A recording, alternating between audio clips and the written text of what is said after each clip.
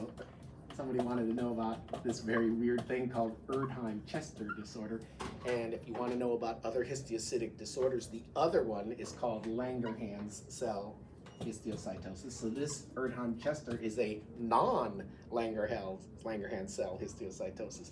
So even though they're both histiocytic disorders, one is Langerhans cell and the other one is not the Langerhans cell.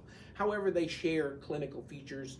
They can go anywhere they want, and the way it comes to us is proptosis, because it likes to go in the orbit, and because it's a systemic histiocytic disorder, it's often bilateral exophthalmos, but it can be in your brain, it can be infiltration into your organs, your skin, it can go wherever it wants to, and it also likes to go to the stalk.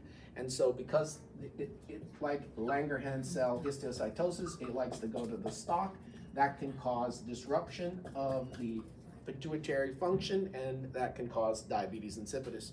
So the combination of diabetes insipidus, retrobulbar optic neuropathy, or chiasmal lesion, or bilateral exophthalmos in the presence of other infiltrative lesions, skin, bone, which causes bone pain, or other organ systems.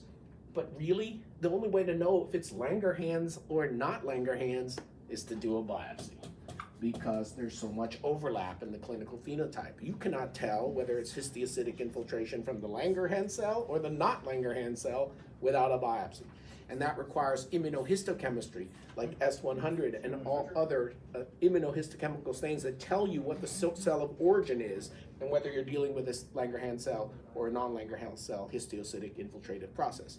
However, if you watch that Langerhans cell, you know that we're looking for this little tennis racket thing called a Burbeck granule, and that Burbeck granule is probably almost pathognomonic for the Langerhans cell histiocytosis. So when you do the biopsy, you'll see it's a histiocytic process. You'll do the immunohistochemistry, you're going to do S100 and other stains, and we're going to do an EM, and what we're looking for is the Burbeck crystal. It looks like a tennis racket.